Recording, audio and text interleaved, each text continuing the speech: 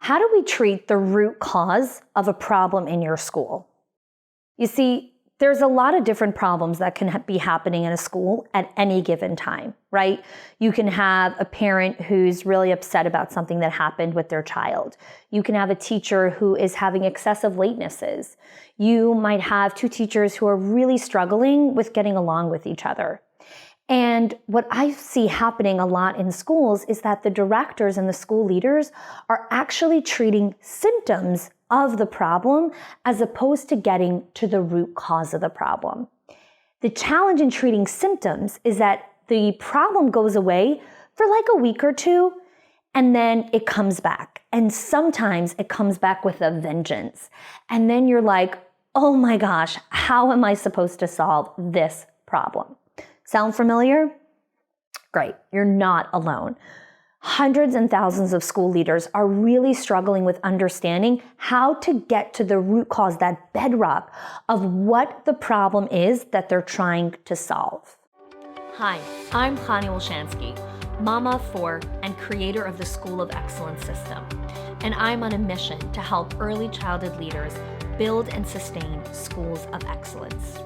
So if you want to create a collaborative culture, build efficient systems in your school, and design an environment that can grow your team, then you're in the right place. In the last 15 years that I've been working in the early childhood field, I've become deeply passionate of helping leaders with their mindset, their skills, the tools, and the strategies to build their schools. So each week, I'll share strategies, advice, coaching, and inspiring interviews.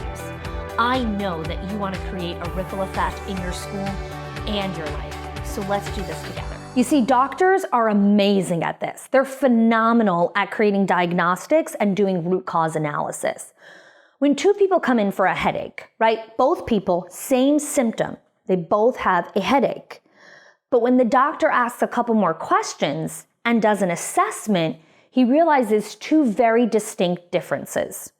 Person A, headache. Hey, sir, you had a lot of tequila last night with a lot of burgers and went to bed at 1 a.m. Please go to sleep. You'll be better tomorrow. Okay, couple of aspirins, lots of water, hydrate.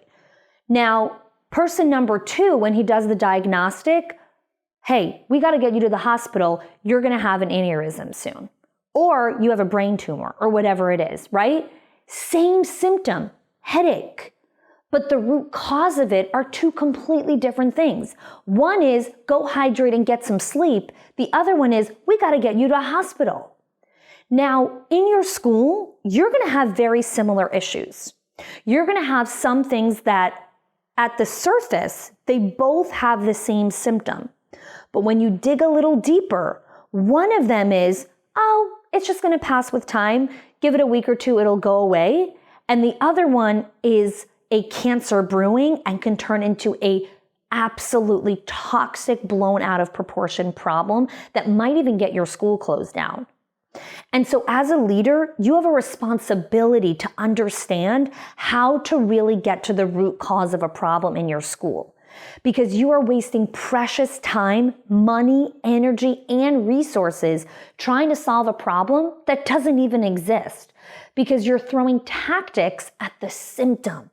So, you want to understand how to actually put this together. Well, the good news is after years and years of being a teacher, of working as an assistant director and an executive director, and studying the patterns of behaviors for over 15 years, I've been able to really bring together a powerful framework that will walk you through how to get to the root cause of a problem in your school. So let me walk you through this on my whiteboard. So over here at the top is P, A, and R. It's the PAR framework.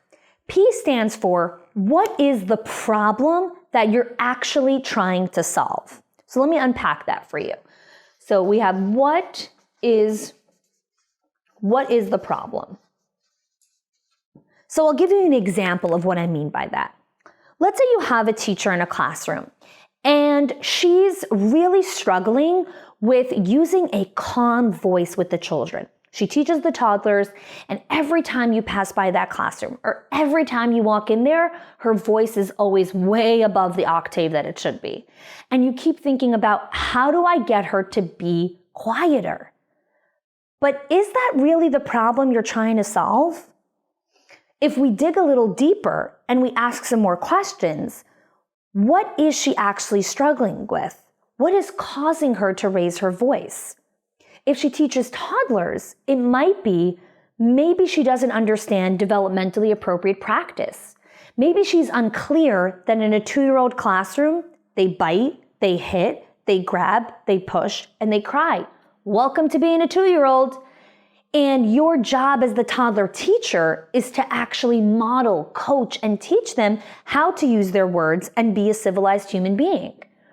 But for a teacher who isn't familiar with that developmentally appropriate practice, might be getting super frustrated at the 2-year-old for grabbing for the 100th time today, when meanwhile, that's what they do. Now, does that mean it's okay? Absolutely not. The teacher needs to be guiding that. But getting frustrated at the child who grabbed for the 5th time that day, they're 2. Now, when a 15-year-old is grabbing, we got a totally different ballgame here. But we're talking about the little preschool kids here. So that might be one of the causes of it. Another thing that she might be struggling with is classroom management. Maybe she doesn't even know how to run the classroom. Or she might be struggling with confidence. She might be thinking that if the classroom gets a little bit out of control, it affects who she is as the person. And that's not true. Part of running a classroom, and especially in toddlers or younger children, and if she's a new teacher, yeah, it's a learning curve. It's gonna take time until you learn how to run the classroom properly. Now, here's what's so important to understand. Most of the time, when the teacher is raising her voice, or if she's struggling with coming late or whatever it is, we right away want to, I need to motivate them more. Here's a $5 gift card. Here's a lipstick. Here's a purse. Do you know what they do with those knickknacks? They throw them out. They give them to their neighbors and their nieces. They don't keep them. And a lipstick doesn't help them lower their voice. Oh, here's a lipstick. Oh, thanks so much. Yeah, I'm going to speak quieter now. Seriously? Doesn't go together. You're not treating the root cause of it. She doesn't need motivation. She needs skill. She needs you to believe that she can actually do it, right? This is why you gotta get to the root cause of the problem, right? Is it a motivational thing? Most of the time it's not. If it's a developmentally appropriate problem, okay, well now she needs training on what's truly developmentally appropriate. If it's classroom management, well, we need to go in and do some coaching on how to actually manage and transition and create a schedule of the day for 2-year-olds. So this is why knowing the problem will help you get to the second thing, which is action.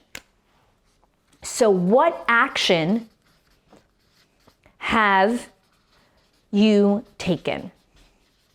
Now, this is so important in the PAR framework because without realizing this, we can repeat the same actions over and over and over again, expecting a different result, right? We all know Albert Einstein has this famous quote, the definition of insanity is repeating the same thing over and over again and expecting a different result. But here's the thing, you won't know unless you actually use this framework. So if you tried to give lipsticks and $5 gift cards and you tried to motivate her and you tried to have a conversation with her, right? Those are the actions that you took. Have you solved the problem? And if your answer is, yeah, got a little better, some days are better than others kind of thing, then you haven't really gotten to the root cause of the problem. Usually action that solves a root cause involves coaching, training, and giving positive feedback and gratitude. So that's the action section, right? What action have you taken? Now, another thing to consider in the A part is what action has the teacher committed to towards solving this problem? So let's take the excessive latenesses, for example. When we get to the root cause of it, why is the teacher coming late? Okay, again, if your action is about motivation, That's not really going to work. What's the root cause of why she's coming late? Is there something new that's going on in her life? Is she a new mom? Is her husband traveling right now? Are her in-laws in town? What is the root cause of the problem of why she's having this excessive latenesses, okay? So then we went to the action. What action? The last one is R, which is routine. And routine is about what new routine are you and the teacher going to put in place to solve this problem. So going back to our original thing that we started with, which was the teacher is raising her voice in the 2-year-old classroom. Well, the action that needs to be taken is, we'll start small. The teacher can start reading some articles on the 2-year-old classroom and what is really developmentally appropriate when it comes to 2-year-old behavior, like dumping, biting, hitting, pushing, grabbing. And then you as the director, your routine is to set up the consistent follow-up with her. Hey, Miss Amy, how was that article that you read? I'd love to hear one specific takeaway that you have towards understanding how to work with 2-year-olds more effectively.